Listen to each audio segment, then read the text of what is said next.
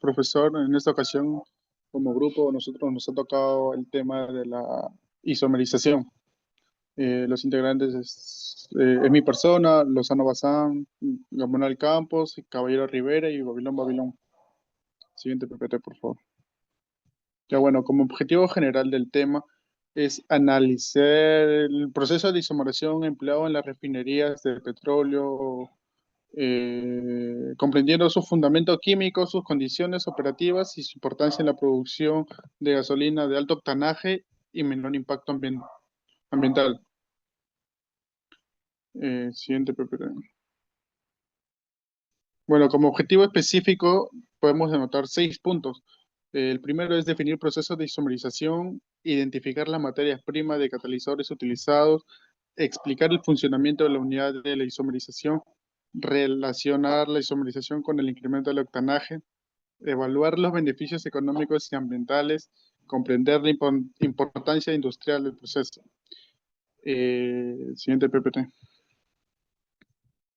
Ya, ¿qué es la isomerización? La isomerización es un proceso químico utilizado en las refinerías de petróleo para convertir hidrocarburos en cadena lineal, llámese decir parafinas normales. En hidrocarburos de cadenas ramificadas se le denomina como isoparafina, sin modificar la fórmula molecular ni su peso molecular. Un isómero es un compuesto que posee la forma química de otro compuesto, pero no de la misma estructura molecular.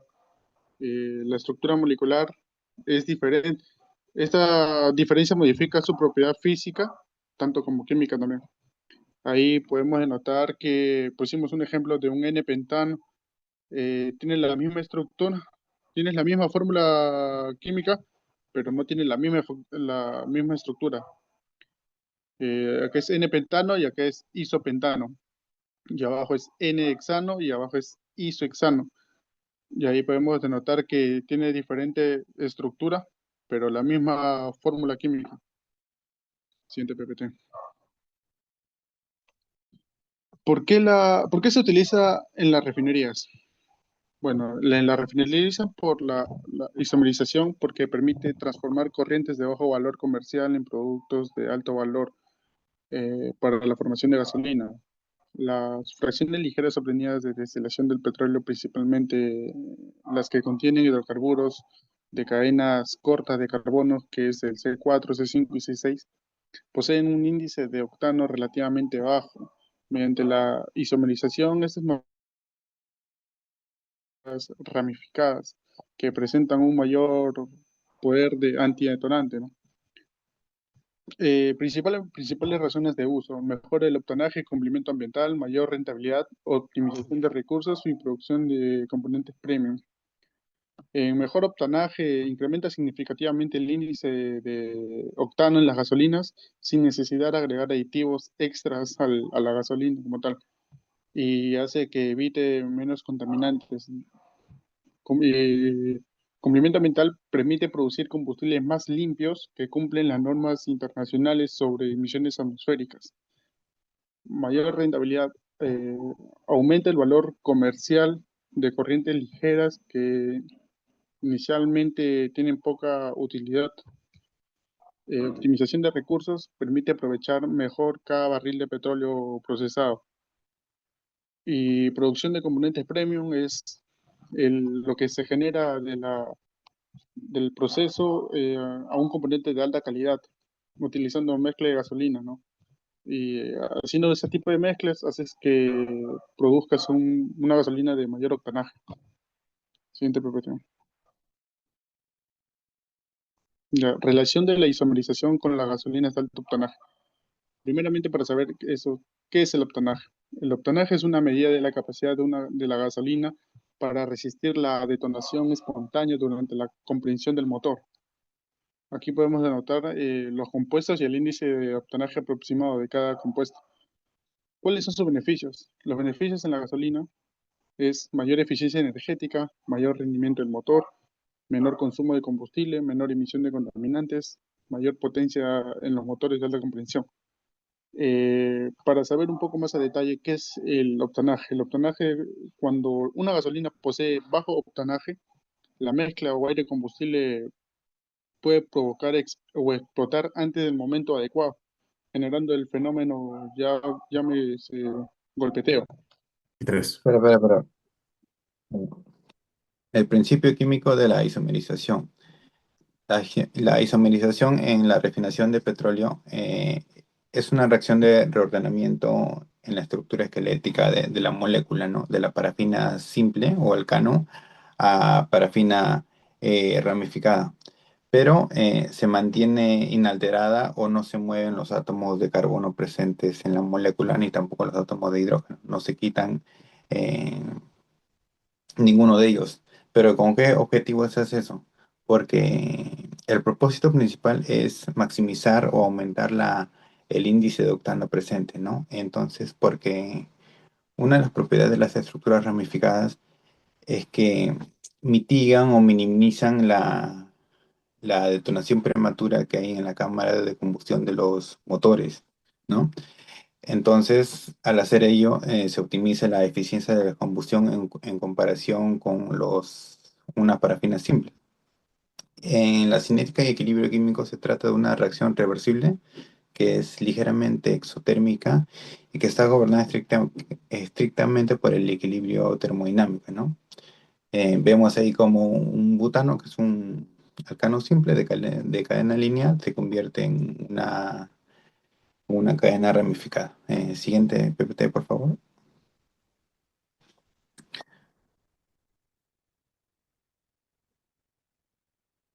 Bueno, en el mecanismo de conversión de parafinas a isoparafinas, entonces su transformación se rige por un mecanismo catalítico que requiere la acción o la adición de hidrogenantes y deshidrogenantes, ¿no? Consta de cuatro etapas secuenciales. En la primera es la deshidrogenación, en la cual la parafina se absorbe en el centro metálico de platino, donde sufre una deshidrogenación inicial para dar lugar a una olefina, un alqueno intermedio, ¿no? Y en el proceso libera dos átomos de hidrógeno.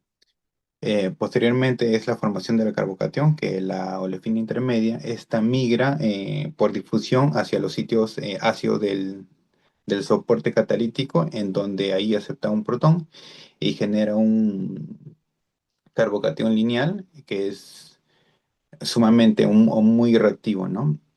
Para seguir con el paso 3 que es la transposición de esqueleto, en donde el carbocatión lineal experimenta un reordenamiento intramolecular mediante la migración de hidruros y grupos metilo.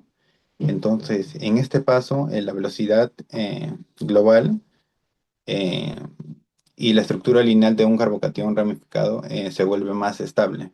Y por último, la desprotonación e hidrogenación, en donde este carbocatión ramificado cede el protón que ganó, eh, revirtiendo a una isolefina. Y es en este momento donde se vuelve una isoparafina estable y final, ¿no? Siguiente PPT, por favor.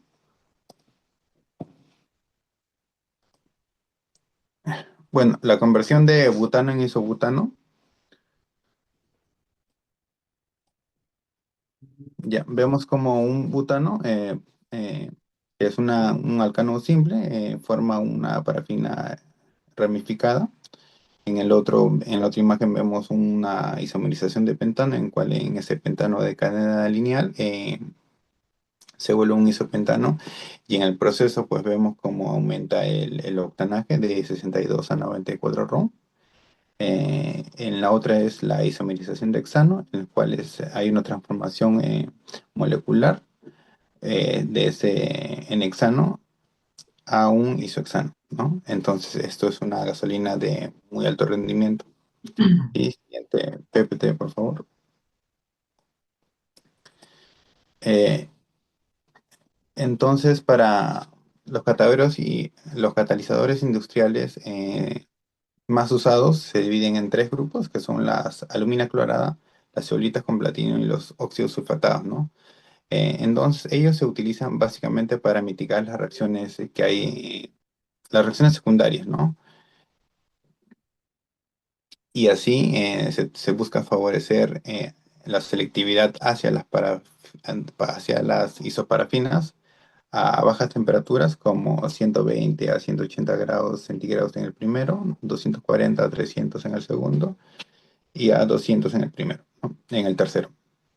Eh, ¿Qué nos ofrece de ventaja el primero? Que tiene mayor selectividad catalítica, entonces esto optimiza la conversión a isómeros. Otra cosa es su restricción, que requiere una alimentación frecuente de un agente colorante, como el tetracloroetileno, para generar los sitios ácidos. Y es muy sensible al agua, ¿no? En las zeolitas vemos cómo sus propiedades eh, son catalizadores basados en tamices moleculares de estructura muy cristalina que operan en regímenes, ya se mencionó, de 240 a 300, lo que disminuye su selectividad hacia isómeros de alto octanaje debido a las limitaciones, ¿no? Y sus ventajas principalmente es que exhiben una alta robustez metalúrgica y química, entonces toleran concentraciones moderadas de los venenos que hay en la operación y son térmicamente regenerables, ¿no? Y eso es todo. Siguiente PPT a mi compañero. El siguiente, por favor. A mí me va a tocar hablar, profesor, sobre la materia prima de la isomerización. La materia prima de la isomerización es principalmente de la nafta ligera, que viene proveniente de la unidad de destilación atmosférica. Este petróleo en sí está conformado donde predomina más el C5 y el C6, que es el N-pentano y el N-hexano. Estos átomos de carbono que son, también se encuentra en una de ellas el C4, que es el N-butano, pero el N-butano no siempre están presentes porque depende al diseño de la planta. Estas corrientes de carbono, como el N-hexano, N-buta, N-pentano, son cadenas de carbono que están con bajo índice de octanaje, de las cuales esto hace que se limite su uso directo para el uso comercial en formaciones de gasolinas o también para el uso para que sean, ¿no?, para los vehículos. Es por eso que estos compuestos pasan por la isomerización, donde son moléculas lineales, pasan a unas moléculas ramificadas para que así se pueda transformar su estructura y así pueda tener un valor mayor agregado. Siguiente diapositiva, por favor. Las especificaciones de alimentación. En sí, lo que sale de la unidad de destilación atmosférica es la nafta ligera, pero esta nafta ligera no entra de frente a la unidad de isomerización, sino es que pasa por un proceso de hidrotratamiento y purificación, porque tiene que cumplir estándares estrictos para que puedan tener una eficiencia buena en el proceso. Entonces, en el hidrotratamiento, principalmente, los venenos, se podría decir, o lo que siempre está presente, lo que malogra la isomerización y lo que ayuda a lo que malogra estos contaminantes, principalmente son el azufre, el nitrógeno, las olefinas, el agua también en bajo porcentaje, pero igual afecta, y también los metales. Es por eso que dicha nafta ligera pasa por hidrosulfurización e hidrodesnitrogenación, donde se eliminan estos componentes para que haya un menor porcentaje, para que no afecte a su rendimiento en la unidad de isomerización. Es por eso que esto también, las olefinas, como por ejemplo, también si es que están presentes, hacen que baje su vida útil del reactor. Es por eso que también se trata de eliminar. Y también esto tiene un propósito, se elimina porque estos componentes malogran al catalizador. Como le explicó mi compañero, está el catalizador de las zeolitas y el catalizador del platino, el platino aluminado, que si en caso estos componentes siguen presentes en la alimentación, pues el catalizador va a tener un bajo rendimiento y entonces, por ende, vamos a tener una baja eficiencia en el proceso. Es por eso que el hidrotratamiento en la alimentación, antes de la alimentación, para que entre a la unidad de isomerización, es muy importante, como también la purificación, porque si es que no se cumple la purificación, también se reduce la actividad catalítica, favorece, hace que haya mayor formación de coque, y ese coque hace que haya menor vida útil del reactor. También acorta la vida útil del catalizador, como lo expliqué, y compromete la selectividad de los procesos. Siguiente PPT, por favor. Vamos a hablar ahora sobre los productos obtenidos de la isomerización. El principal producto obtenido, que es el más importante, es el isomerato.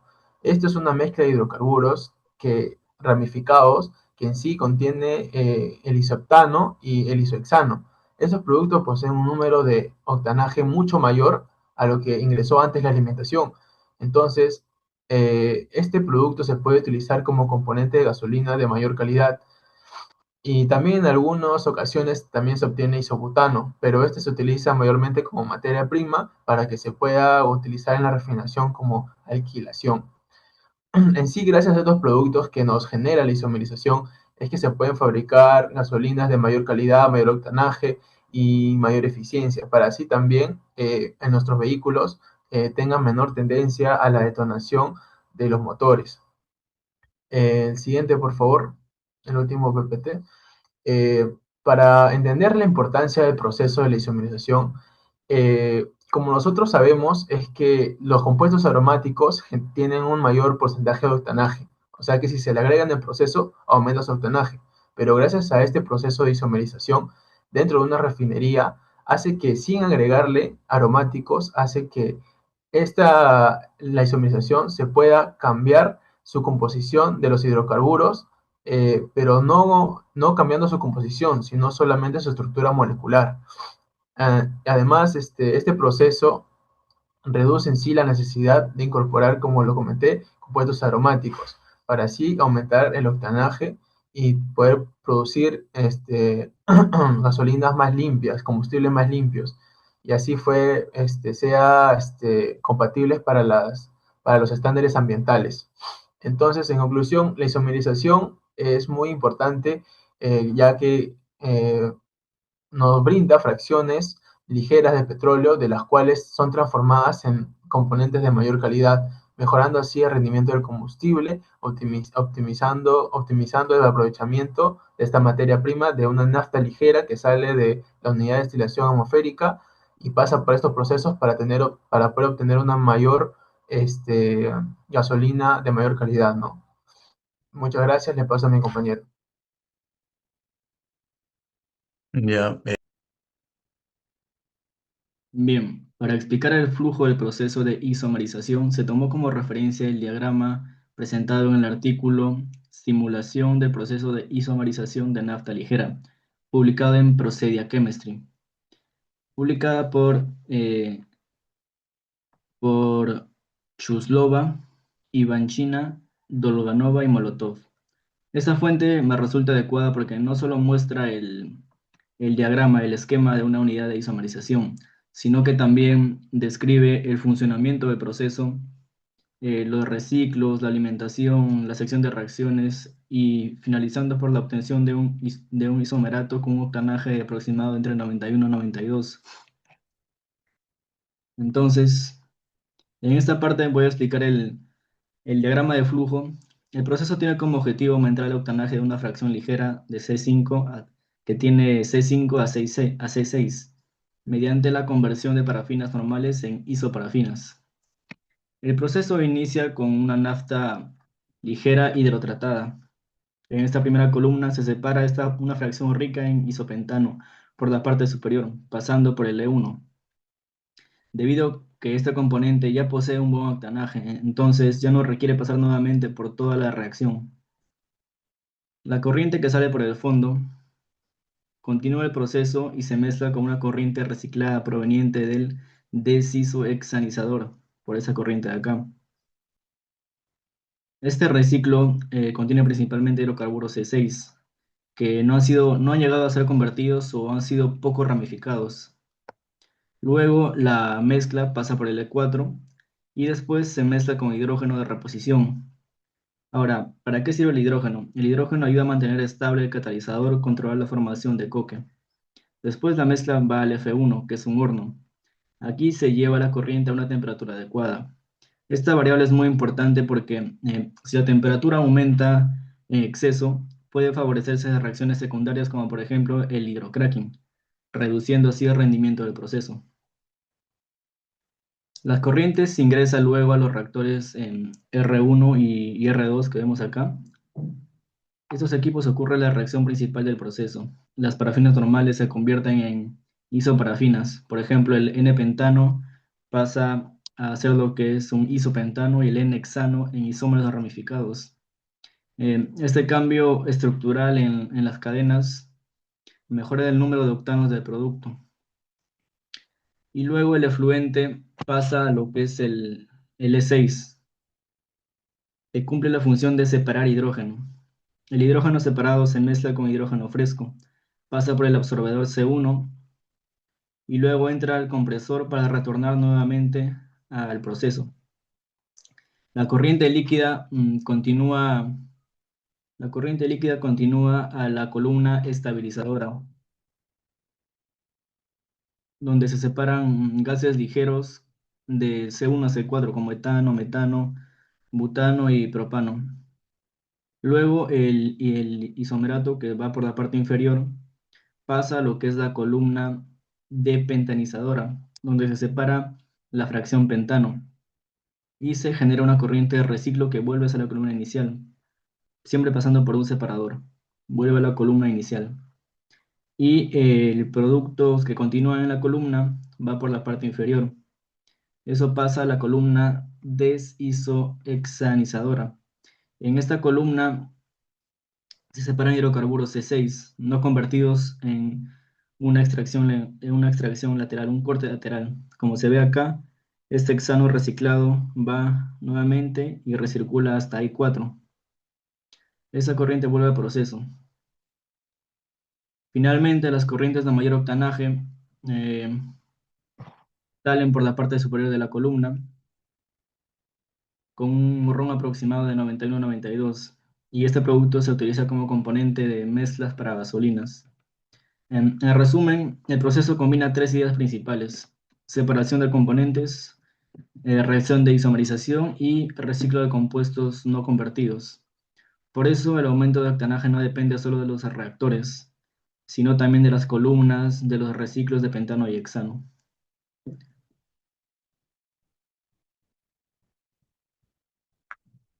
Ya, yo hablaré acerca de las variables de control y la instrumentación dentro del todo el proceso de isomerización. Ya mi compañero eh, ya les explicó un poco más a detalle cuál es el flujo de todo este proceso, pues desde que llega la nafta ligera hacia la columna de destilación para obtener y separar lo que es el producto, en este caso los productos más ligeros, los productos isomerados que son isopentanos, isohexanos. Posteriormente también se va a obtener lo que son subproductos que se van a seguir con toda la cadena de reacción. En este producto van a ser llevados a reactores en los cuales va a formar moléculas isoméricas y por ende va a formar el producto que se quiere de mayor octanaje. Por eso es que yo hablaré un poco más acerca de los controles, las variables de control que hay en todo este proceso y lo que yo considero más importantes, pues tanto la temperatura, la presión, el flujo, la relación también de moles entre hidrógeno y hidrocarburo al momento de entrar en lo que es los compuestos pesados a la primera reactor, sumamente importante. Además, también la actividad catalítica es sumamente importante, composición de la carga. En la composición que está entrando es necesario conocerlo, porque se requiere saber si está entrando en buenas condiciones, si está limpia, libre de cualquier tipo de contaminantes. También el nivel también es necesario, puede ser el nivel de la columna. Además, como ya lo mencioné, la temperatura, el objetivo de cada uno de estos parámetros, por ejemplo, la temperatura, es maximizar la conversión y proteger el catalizador. Un exceso de la temperatura puede perjudicar a nuestro catalizador de platino. Si no, ese exceso podría inutilizar al catalizador y de alguna manera afectaría lo que es su proceso de conversión. En la presión, mantener las condiciones óptimas en la reacción. La presión es mucho mayor a una atmosférica. Al aumentar su presión, disminuye su punto de ebullición. Es por eso que la temperatura en la cual se maneja dentro de estos reactores son menores a 200 grados centígrados. Y también tenemos la relación que ya le envié. La relación es fundamental. En este caso, en lo que es el hidrógeno, pues a mayor, la relación tiene que ir de manera adecuada para evitar que se forme coque. El hidrógeno lo que va a hacer es limpiar lo que son los hidrocarburos, los contaminantes que pueden tener en nuestro catalizador y mejorar la reacción, en este caso la eficiencia. Además, mantener la alta eficiencia del proceso debido a la actividad catalítica. También tenemos es un objetivo. Proteger el catalizador también es otro objetivo que se tiene que hacer. Y como ya lo mencioné, mantener la operación estable de las columnas. En cada instrumento, en cada variable que yo les acabo de mencionar, se va a lo que es se va a tener un tipo de controlador. Por ejemplo, en temperatura, controlador indicador de temperatura. En la presión, controlador indicador de presión. Flujo, controlador indicador de flujo. En cambio, en la relación también, controlador indicador de relación de flujo, se debe llamarse en este caso, si no mal recuerdo. En la actividad catalítica, el monitoreo del proceso del catalítico o de la molécula catalítica, en el caso en base a platinos. Y tengo también analizadores en línea para la composición de la carga. Y también el nivel, el control del indicador de nivel. Estos son los principales controladores que se va a determinar dentro de todo el proceso del flujo de la isomerización. Pero como yo también vamos a hablar acerca de un poco acerca de la parte de instrumentación, lo que yo hice acá es un poco acerca del control instrumental, o sea, más que todo controlar el proceso. Por eso es que no sé, yo he adaptado solamente a dos partes del proceso, porque creo que como el proceso es muy amplio, involucraría pues analizarlo columna por columna. Es por ende que yo solamente al inicio de cada proceso, por ejemplo en la alimentación, hemos adaptado un lazo de cascada. Un lazo en cascada, un lazo cerrado, y también otro lazo en cascada.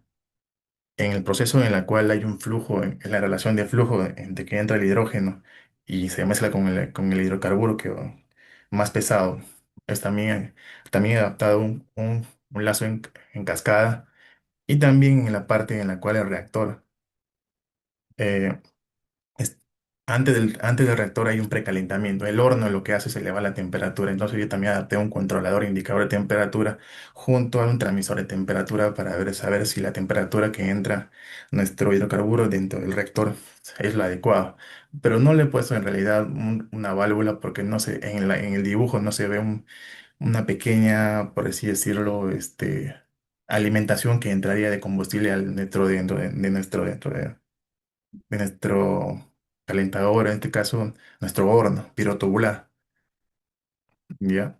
Por ejemplo, acá en la zona en Cascada 2, lo que vamos a hacer es controlar el nivel de gas que se produce, enlazando tanto enlazando tanto lo que es la válvula de presión a un controlador indicador de presión junto a un controlador indicador de flujo, que eso está enlazado en la válvula de flujo junto a la alimentación. Es necesario porque si aumenta lo que es la cantidad de vapor o de cantidad de vapor en fase gaseosa que sale, en este caso ya la parte isomerada, la que ya está ya está isomerada y que no necesita pasar todo el proceso, entonces, lo que requiere es regular el flujo, aumentar su salida y disminuir un poco la alimentación. Hay un poco de un control instrumental en este caso. Además, en lo que es el lazo cerrado, también he implementado lo que es un lazo cerrado en la parte del fondo de la columna. Pues lo que hice acá es conectar un transmisor de flujo a lo que es el rehervidor para que éste pueda estar conectado a un controlador indicador de flujo y este a su vez una válvula de flujo que al fin y al cabo va a controlar el flujo para saber si la cantidad de flujo que regresa a la columna es lo adecuado y de esta manera también se puede regular. En realidad son dos instrumentaciones que he realizado con el fin de poder dar un ejemplo de cómo es un control en la parte del proceso. Posteriormente voy a hablar acerca de los riesgos operativos. Por ejemplo, tengo el sobrecalentamiento del reactor, sobrepresión en reactores y columnas, fuga de hidrógeno, formación de coque y nivel adecuado en las columnas, inadecuado en las columnas. El sobrecalentamiento se da cuando existe un exceso de temperatura que entra el primer reactor. El primer reactor, y esto provocaría que con nuestro catalizador, como ya lo mencioné, pueda estar alterado y no hubiera una buena conversión, una buena isomerización.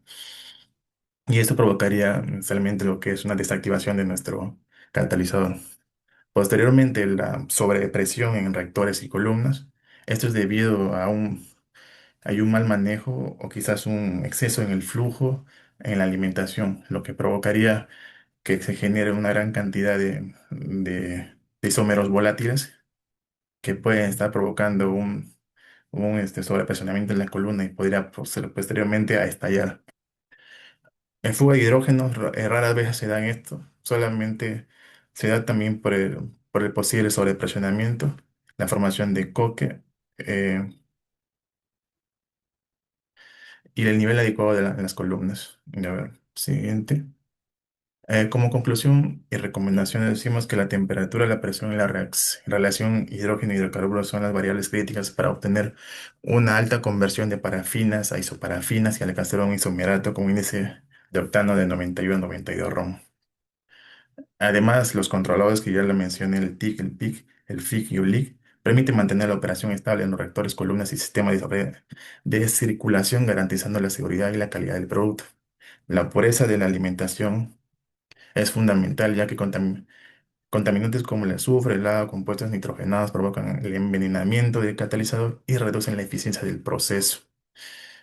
El manejo adecuado de hidrógeno y la prevención de sobrepresiones mediante el sistema de instrumentación y protección son esenciales para minimizar el riesgo de incendios, explosiones y daños en el equipo. Pues, como ya lo he mencionado, dentro de todos estos procesos, la finalidad en realidad de la isomerización es producir el mayor índice de octanaje posible en la nafta, en la gasolina, en este caso que viene.